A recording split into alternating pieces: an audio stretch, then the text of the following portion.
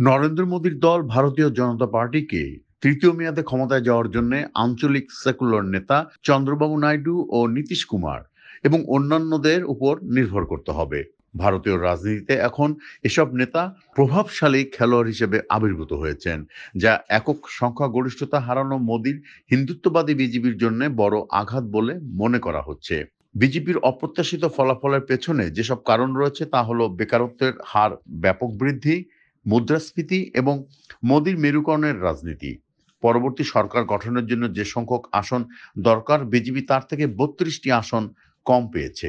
BJP ভারতীয় পার্লামেন্টের নিম্নকক্ষ বা লোকসভায় ২৪০ আসন লাভ করেছে, তবে তার মিত্র দলগুলোর সমর্থন নিয়ে সহজে প্রয়োজনীয় ২৭২ আসন সংগ্রহ কঠিন হবে না, কারণ বিজেপির নেতৃত্বাধীন ন্যাশনাল ডেমোক্রেটিক অ্যালায়েন্স এনডিএ মোট ২৮২টি আসন পেয়েছে। বিজেপিকে এখন মিত্রদের উপর ব্যাপকভাবে নির্ভরশীল থাকতে হবে, কারণ নীতি নির্ধারক ও সরকার গঠনে এসব মিত্র প্রবল প্রভাব বিস্তার করতে পারে। কর্নেগি এন্ডোমেন্ট ফর ইন্টারন্যাশনাল পিস এর দক্ষিণ এশিয়া প্রোগ্রামের পরিচালক মিলান বৈষ্ণব এমন মন্তব্য করেছেন। নীতিশ ও নাইডুর মোট আসন সংখ্যা ২৮। কংগ্রেস নেতৃত্বাধীন ইন্ডিয়া জোট পেয়েছে ২৩২ আসন।